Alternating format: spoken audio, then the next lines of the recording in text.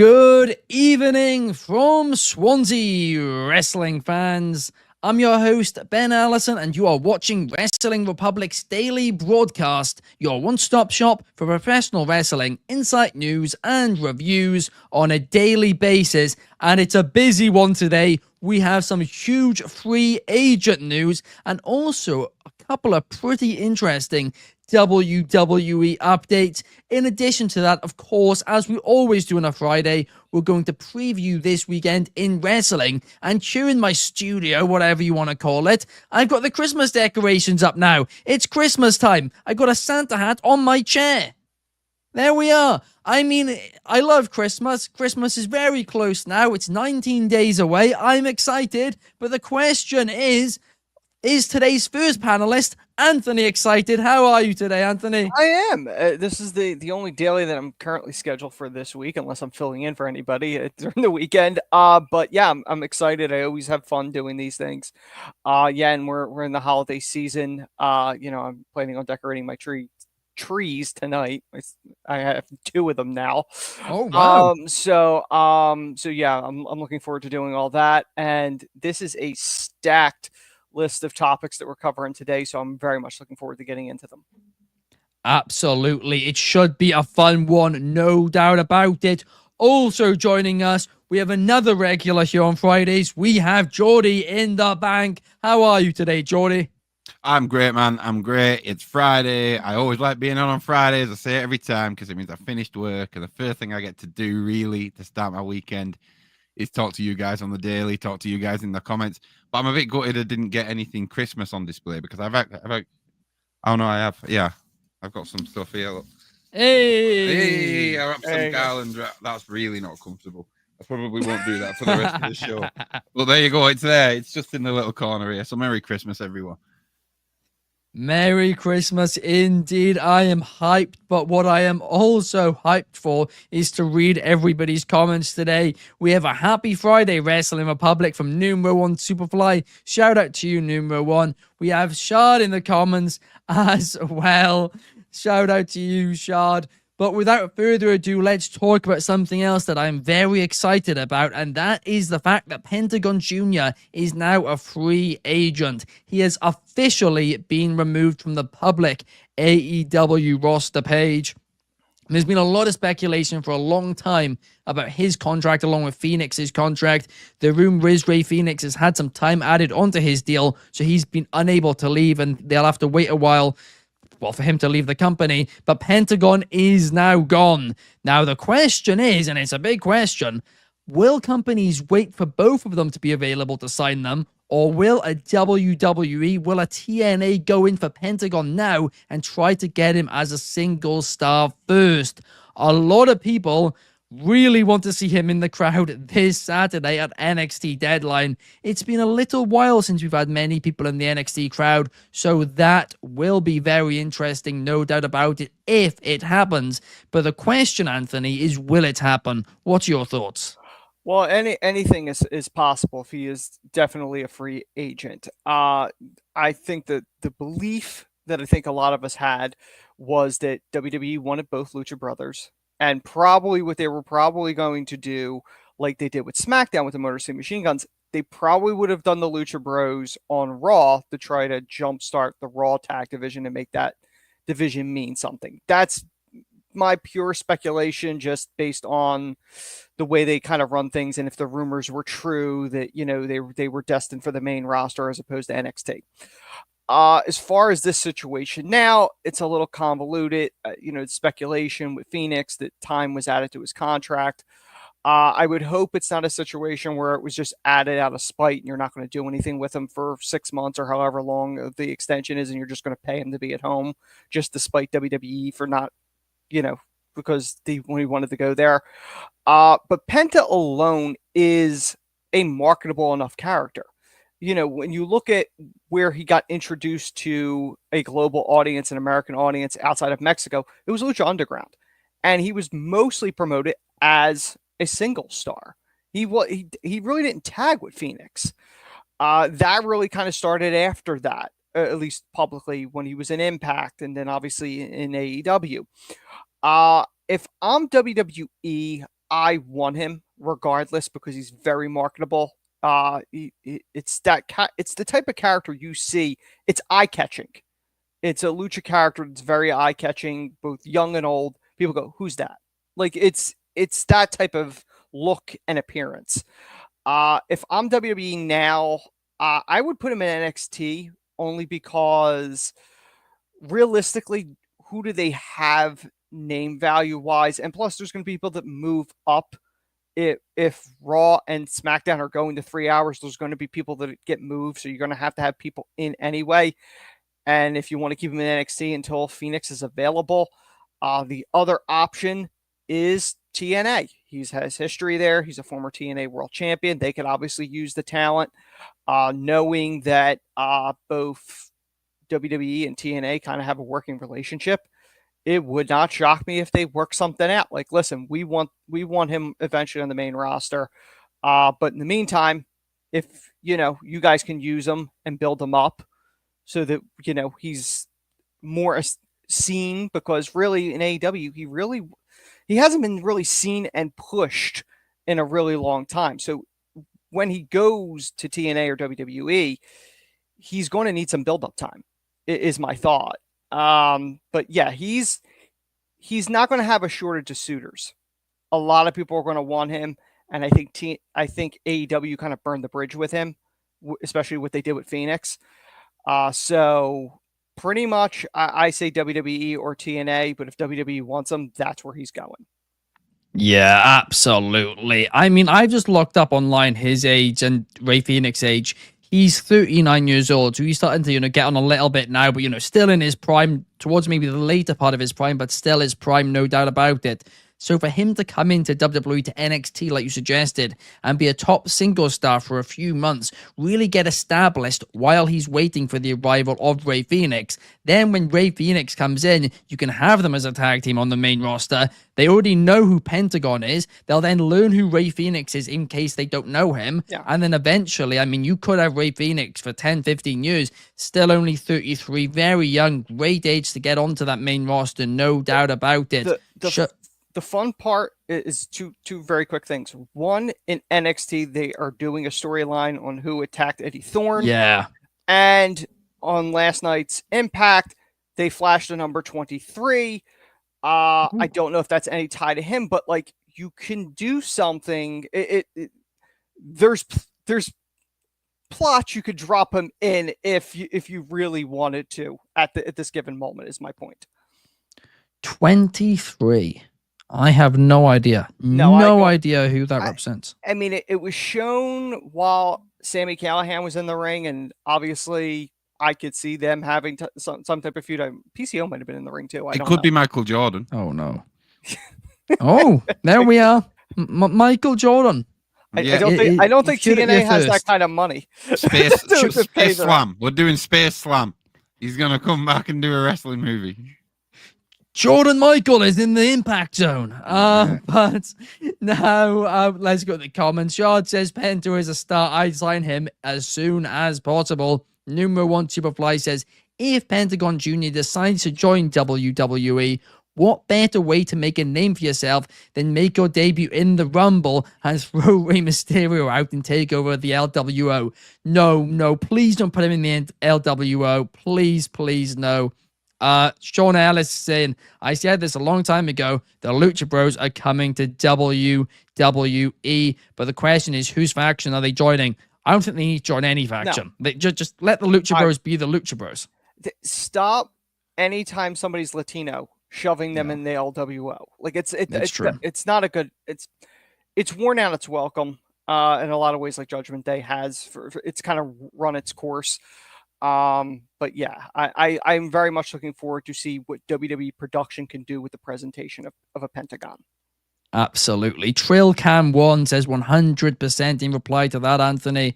And yeah, you are right as well what you said earlier about him being marketable. He is hugely, I mean, way more so than even Ray Phoenix, to be honest. Mm-hmm. Pentagon Jr., that mask, that look, that's hugely marketable. Mm-hmm. Yeah. Shard saying his TNA theme was a banger, lol. I can't remember it. I watched a lot of him in TNA, and I loved him in TNA. I have to look it back up. I don't remember what it was either. I trust Shad I have when it comes no to music. recollection. But Jordy, what are your thoughts on this? Where do you think we could see Pentagon Jr. pop up soon? I mean, there is two obvious options, isn't there? It is TNA and WWE. Like you guys said, I won't go over it too much, but TNA would be a perfect almost waiting room. It's somewhere that I imagine WWE and TNA could speak and have that deal, because it would be mutually beneficial, in all honesty. Like you said, Anthony, they need the talent, and even if it was a reign for a few months, it would still benefit the company, and then for him to come over. With the whole NXT thing, and I agree. Let's not just throw any luchas within LWO. I'm not against the idea of Rey versus Pentagon, though. I when we're talking about I can see that poster, and like, if Rey Mysterio's your hero of a luchador, Pentagon, the look of him, the aesthetic, he just looks like a villain. Like, on the poster, I can see that looking good. So that would be a potential. I would be intrigued to see that match. Another one, if we're talking about a faction that could do with him, and that I could see it making sense in, and then potentially the debut of Phoenix, would be within Legado del Fantasma, because Santos needs something. Like, have him in that, let that be his waiting room, and then eventually Santos Escobar will turn on Penta, and at that point, that's when Phoenix comes and helps his brother out. So again, that's just another two possibilities, and like you guys said, with the fact that we're looking around for a mysterious attacker on NXT, it's, if they want to do it, they can. They've got the means to. If I was Penta, you're at that point. You really are, and you're 39 years old, like you say. If WWE come knocking with a deal at this point, I think you've got to take it, surely, because like, in a few years' time, that deal might not be there when you're 39 years old. But if it's there right now, and it's the one kind of thing that you've not ticked off within your career, then it's a bit of a no-brainer for me. But obviously, I don't know how Penta's feeling about it. Yeah, absolutely. I'm going to be honest. I'm not sure if that deal would be there if it wasn't for the possibility of getting Rey Fenix too. I think they want them as a duo. I think it's True. the marketability. Obviously, they want to expand the Latino audience, like they're expanding the UK. Yeah, they're it's all that. They've always been looking for that next Rey Mysterio. Phoenix is probably that next Rey Mysterio. Mm-hmm. One thing that I'm not sure, Armando Estrada is under a Legends deal, is he not? Or has that just been rumored at different points? I don't remember. I could not tell you off the top of my head. The reason I bring that up is, if they're looking for a mouthpiece for him, that could be a viable option. If that was a thought that they were considering. That would be interesting. Because he could lead like a group of, and not do LWO, but get those type of talent and kind of run a stable, almost a Don Callis, a Latino version of a Don Callis family type of deal, and kind of probably do a lot with it. Because I think Estrada definitely has the chops to kind of make something like that really work. It would be my no, I could see that. I wouldn't want it to be a faction. I just want it to be those two. But as those two, I think it would be brilliant. No, but I'm saying like 2 or 3 talents under him. I think that could work. Yeah, no, fair enough. Actually, there's another free agent, and that's Jose the Assistant. I want Jose the Assistant in NXT with Penta. There we are. Brilliant. Love it. I mean, listen, that would be a smart move for them to bring him in if they really wanted to do that. And it's very hard to screw up Pentagon. Yeah. I'd be very surprised if WWE drops the ball with this. So I definitely think the presentation is going to be very Lucha Underground-esque. I think they're going to keep him dark and mysterious. I think that's what his sweet spot's there. Have him tag with Dom. Oh no. Oh gosh. We have Wrestle Louise in the comments. Shout out to you. He's saying there's also the possibility, TNA or MLW. I mean, I'd be shocked with MLW, but who knows? I mean, he's a former tag champ there. But realistically, I think he only goes there is if WWE or TNA doesn't want him, and I can't imagine they would. That's a good point there. Christopher Leclerc says Obafemi is the mystery attacker. I'm going to be honest. I think I do think it's bloodline related, that mystery attacker, because obviously it's Ava. She's part of the bloodline. And you know, we know what's his face is signed. He was in the photo the other week. What's his name? Lance Anoa'i. He signed. So hey, perhaps that could be somebody who could show up. He's there. He's officially there. Perhaps he debuts by feuding with Eddie Thorpe. We could well see that. Who knows? But then, can I tell you selfishly, I would love to see a crossover with NXT and TNA with mystery attackers and just having a joint investigation, because you have Tyler Breeze that technically works backstage. Technically, Fandango's in TNA, but he's a part of the system. But you could have Santino and Tyler Breeze investigating. And ultimately, you know, I would have the North be the attackers. Oh, that would be funny. That really would be funny indeed. Wrestle Louise asking our thoughts on MLW on Eric Bischoff's one shot last night. I haven't actually seen the event. Did you check it out, Anthony? I saw about half of it. I forgot it was on. I forgot it was on last night. Yeah. You know, they were definitely playing up the Bischoff, which I did love this one part that I did see, his iconic giving up spoilers of the tape show, because he literally said, he goes, I don't do that anymore. I mean, the Hardys won the main event on some other show tonight, but I'm not about all that. Like, I thought that was great. You know, anytime you're able to play up the iconic nostalgia, I mean, obviously WWE did that on Tuesday night with them. I'm okay with it. The one-off stuff, I have no issue with it. I do want to see the rest of the show, just because I find the Bischoff stuff interesting. I met him the one time at a convention. Probably the only wrestler that wrestling personality in this instance, straight up asked me my name. Like, it just very genuine from the one time I met him. So I always respect it. And the industry changed because of him. No doubt about it. You've got to give him his flowers. The one thought I had Tuesday night, not to get us off track though, was how wild it was that in 2024, Eric Bischoff's on WWE TV and the other guy is banned.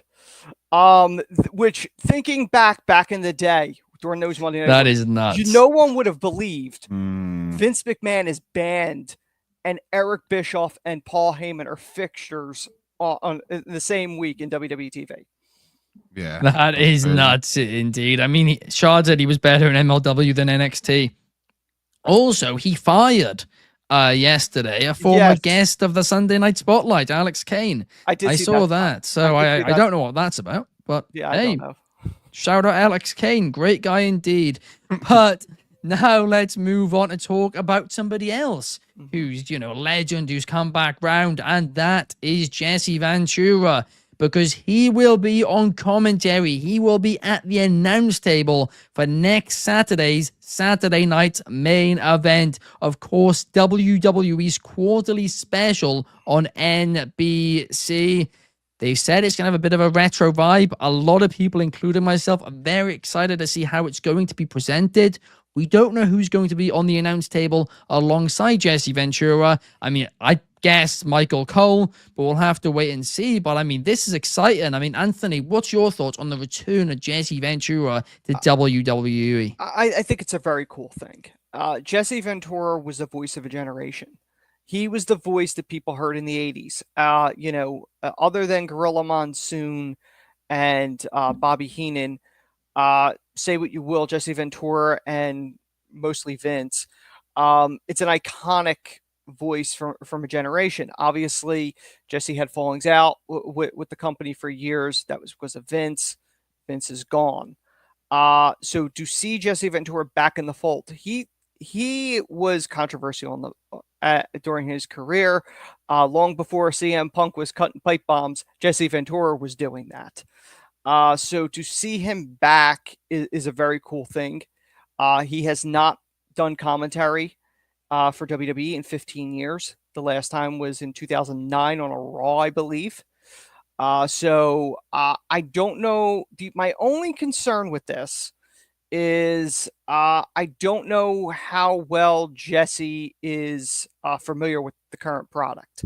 I don't necessarily know if he's watching the current product. I'm not saying Jesse's not going to do his homework, but people need to forgive him if he makes any missteps, because I know they were brutal with JR when he did New Japan. Like, you got to keep that in mind. So I'm very excited to see what they do with it. I would be fine if he's a fixture on the Saturday night shows, if you bring him in quarterly and just to do those. I'm fine with it. I would assume Michael Cole will be the logical choice with him.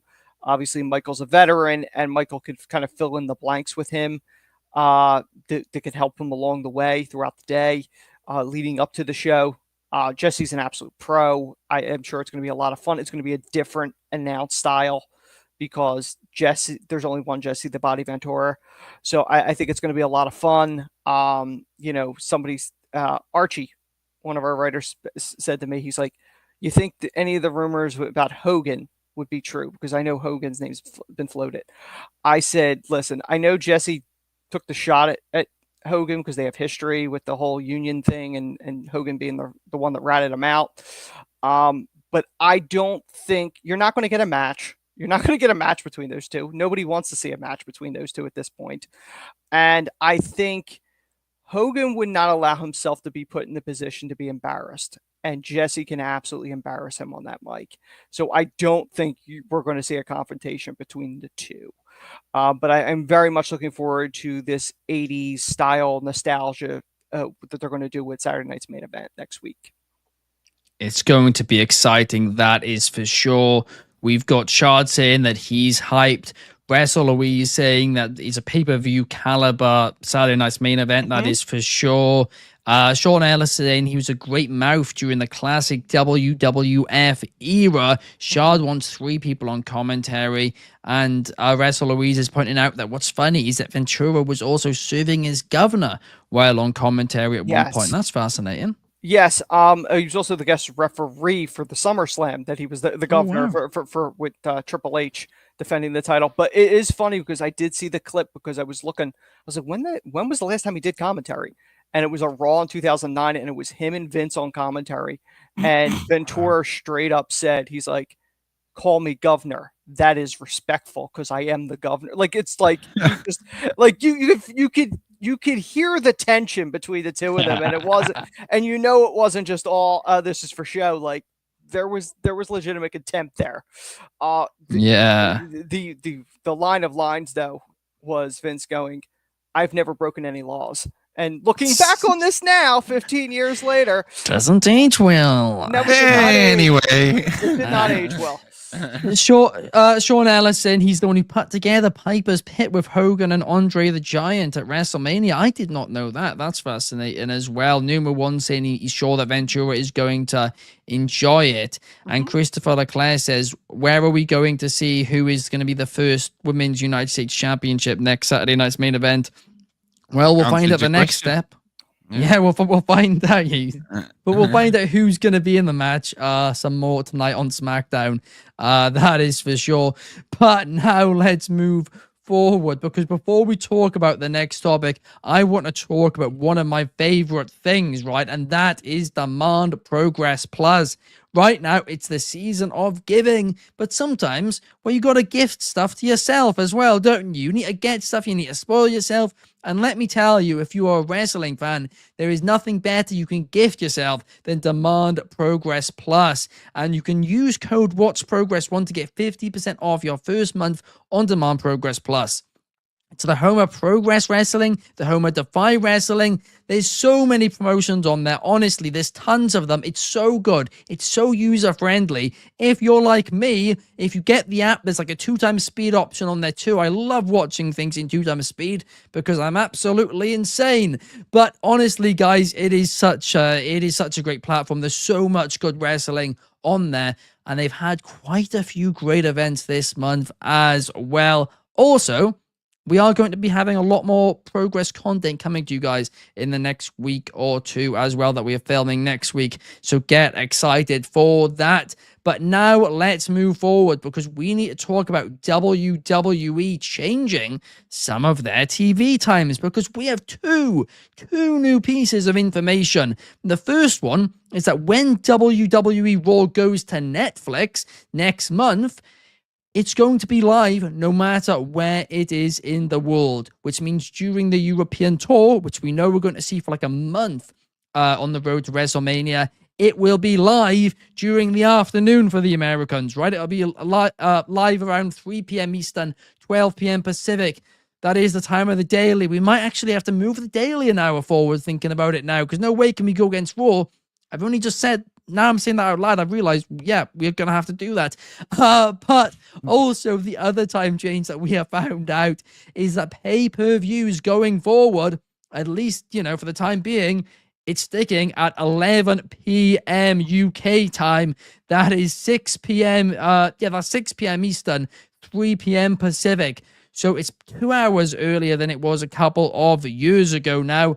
And the reason for this is seemingly because, of course, now pay-per-views are on Netflix in Europe, pretty much everywhere outside of the United States, actually, from January onwards. But already in Europe, in a lot of places, it's on Netflix. So clearly Netflix want their European audience to be able to watch it live. And for that reason, it's been brought, a little bit more forward. It's still at an appropriate time for Americans, not too early, but it's also a little bit earlier for the European audience, just so they can watch it without having to wait until the next morning. Jordy, as a fellow Brit, I imagine you are absolutely thrilled with this news, just like I am. Yeah, absolutely. As somebody who I'm getting on now, I'm 30 years old, and it's a long time to have been staying up until 1 o'clock in the morning. And that's when the show starts. That's not like you're not getting towards the end of it at 1 so you can get to bed by 2. No, it starts at 1 a.m. And look, I'm not complaining. I'll always do it for wrestling. The love of wrestling always overtakes the need for sleep. But to see that we're actually gonna get Netflix on at a normal Raw on Netflix at a normal time. And I think the beauty of it is that, look, if you want to avoid spoilers, you really can. I think you just kind of have to stay off your phone, not for that long, a couple of hours, and it will be available. I imagine, this is just presumption, you'll be able to click it and say watch from the start when it's halfway through, like you can do with most things when they're live streaming. I don't imagine you'll have to wait to the end, because I know it's going to be made available instantly as soon as it finishes. So we're ushering into a different era, and part of that era is that finally worldwide wrestling they're living up to the name, and they are going worldwide and catering to all these audiences. And the thing is, it is going to be few and far between. Look, the US audience will always and should always take priority, I think. But to see that few and far between now, we're going to see them aired to avoid tape shows. It's just, it's music to my ears. Yeet, big yeet from Jordy up in the north of England. And it's the same as well. I know you've not mentioned it yet, but with these rollbacks, just slight adjustments to the times of starting the PLEs. So it starts at 11 o'clock over here, and it's finishing at about 2:30, 3 o'clock.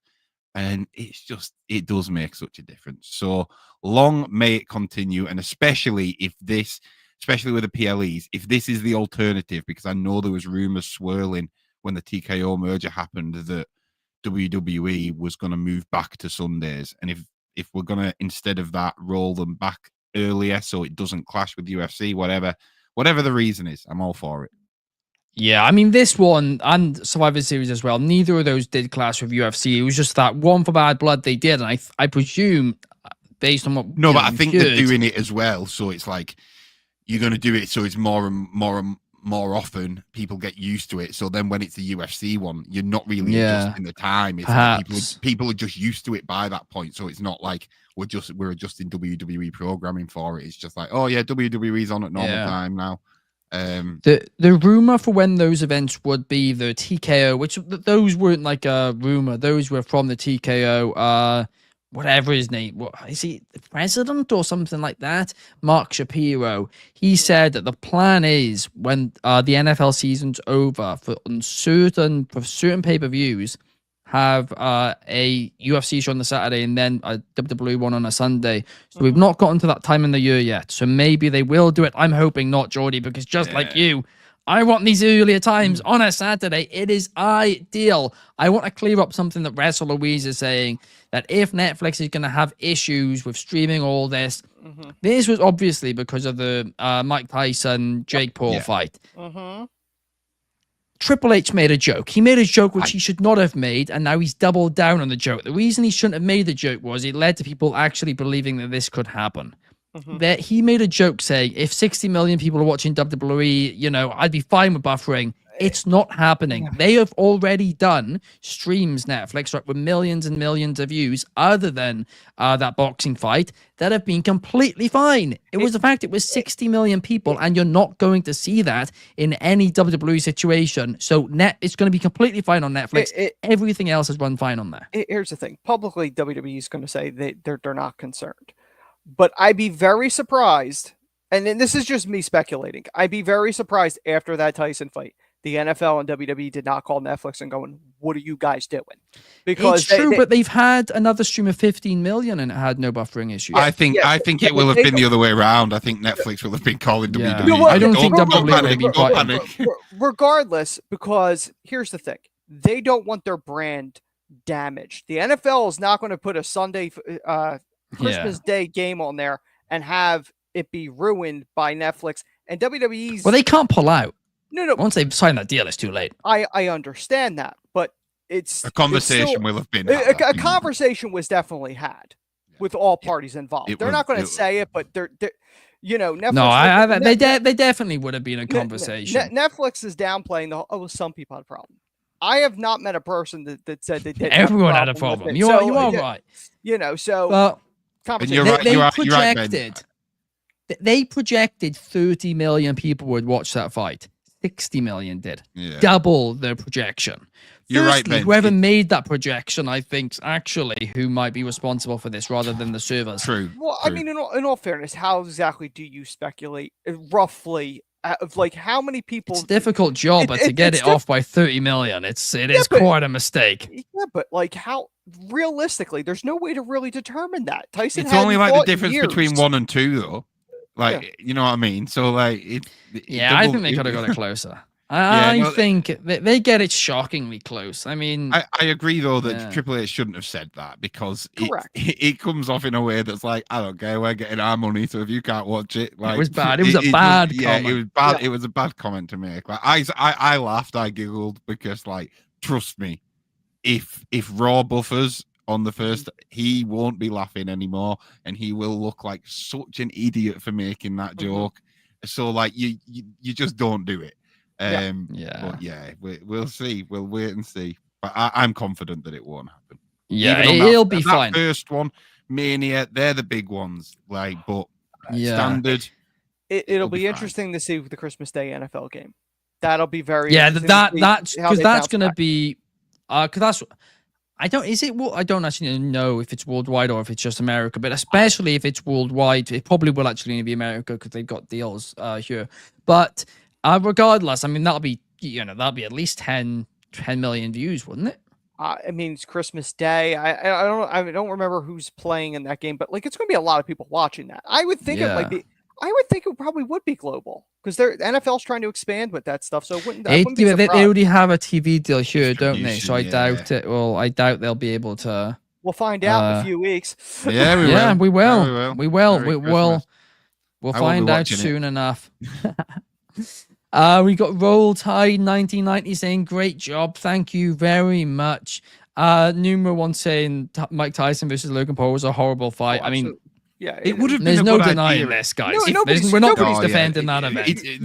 The word fight is loose, like, but it would have been ideal if they could have trialed Saturday night's main event on Netflix, wouldn't it? I know you can't because obviously you're in these deals and like you can't broadcast something else when you're in. They actually have been trialing the WWE pay-per-views outside. So basically, outside of the US, Canada, and the UK.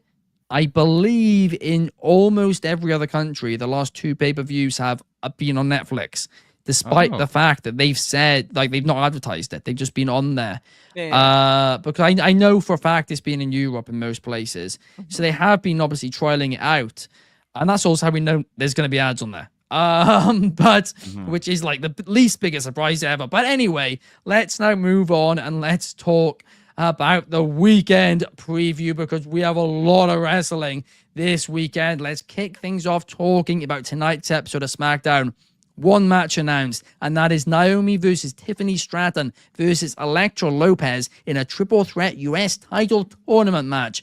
I'm looking forward to that. But also, we rarely cover Rampage, but this Rampage, well, it's worth covering, because we have Ricochet versus Commander, Daniel Garcia versus the Beast Mortos, and Mark Briscoe versus Kazuchika Okada, all in Continental Classic action tonight on AEW Rampage. Yes, please, I am excited for that. Then tomorrow night, AEW Collision. We have a Wrestle Dynasty Women's Invitational Tournament match when Willow Nightingale takes on Serena Deeb. Again, yes please, but we've also got, and get ready for this guys, Kazuchika Okada versus Kyle Fletcher. Yes please. Daniel Garcia versus Mark Briscoe and Commander versus Darby Allin. Again, all in the Continental Classic. Plus, Emi Sakura versus Mina Shirakawa. I mean, that is stacked. And hey, just in case that isn't enough wrestling for you this weekend, well, we also have, NXT Deadline, where we have Lola Vice and Jada Parker in an NXT Underground match. We have Fraxium defending the NXT Tag Team Championships against No Quarter Catch crew, including Miles Bourne, former guest of the All Real Wrestling podcast, with Wrestling Republic's Eric Novak. We also have the 5-woman Iron Survivor Challenge match with Julia taking on Sol Ruka, Stephanie Vaquer, Ren Sinclair, and Zarya. Again, yes please. And then we also have the men's one where Wesley will take on Javon Evans, Ethan Page, Nathan Frazier, and as of right now still, Eddie Thorpe. Will Eddie Thorpe be replaced? Well, that is the big question. Could we potentially see the debut of Pentagon Jr.? Some people are speculating that. I wouldn't bet on it, but him being in the crowd, I could well see.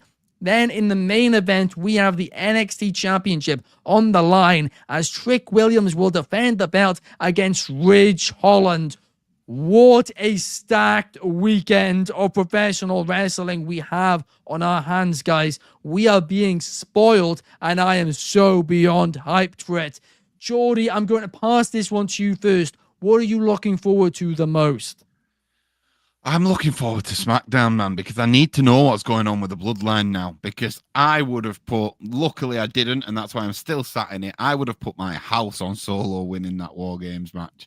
And they didn't. And now I don't know where we go from here. Like, also this thing with a favor. Is Roman going to ask Paul about it? I'm excited for the triple threat match because that inevitably is building to the inaugural crowning of Chelsea Green as the United States Women's Champion. So, yeah, I mean, obviously Chelsea's not involved in this match, but, you know, it's just another little speed bump on the way. In terms of that match, though, that is interesting because that's the one match that's got people involved that is almost a War Games fallout, you could say, because obviously Naomi and Tiffany are both involved within that match. Nimura wants Superfly. You are my guy, but I do disagree. I don't want Tiffany to win this match, man. She's got the briefcase. Like somebody else, I think needs to go on. Naomi would be a great choice, I think, to be that first champion, but like, I mean, I've made it pretty clear that I want it to be Chelsea Green. But yeah, I think it's gonna be a great show. Really excited for it. Absolutely. I mean, I hope Roman's on SmackDown tonight. I don't think it's been confirmed yet, but hopefully he is, because I want to see what's next in that storyline. Christopher Leclerc has made a correction to what I said. Apparently, the Women's Iron Survivor Challenge is the main event of Deadline. I hope that's the case. I didn't know that was the case. DCX Warlord says that someone is going to cost Ridge the championship. Christopher Leclerc wants Bayley versus Naomi for the Women's United States Championship. I actually think that could well be where we're heading. personally, I really, really want to see Chelsea Green versus why is her name completely left my head? Because it doesn't matter, Meechin. because Meechin. Chelsea's going to win. Meechin. Yeah, Chelsea Green versus Meechin. I want a rematch of the dumpster. Yeah. The dumpster match. But Anthony, what about you? What are you excited for the most this weekend? It has to be Deadline. I think, it's the last quote unquote technical PLE WWE has until technically the Rumble, even though I think Saturday night's main event and the first Raw and Netflix are going to be quasi pay-per-views, if you want to call them that. But it's the last one, official one, until we have the Rumble. So I'm very much looking forward to it. The more I think about it, and Pentagon being a free agent, you have the Eddie Thorpe attack, and you also there was that moment in Ava's office where her assistants were spooked by who walked in, and they did not show who it was. I'm thinking it might be Pentagon. Pentagon's taking Thorpe's spot. I weirdly think that's what's going to happen. So I think Deadline's going to be a must-see show, and NXT shows typically are. It's funny, even when they were during the Nickelodeon type era with all the colors and everything else, their pay-per-views still held up. Their pay-per-views were still like classic NXT, which was kind of hysterical considering the weekly product was not exactly riveting at times. But yeah, I think Deadline's going to be a lot of fun. Both Iron Survivor matches are going to be really good. I believe the women's one is the main event. I think they did say that this week. So I would think just like a War Games match or just like the Rumble, they're probably going to bookend, would be my guess. So I would assume the men's would open the show. But either way, I think it's going to be a really good night of wrestling. Absolutely. I am pumped for this weekend, no doubt about it. DCX Warlord is making a call, and that call is that Obafemi was the one who took out Eddie Thorpe. A lot of people are saying that.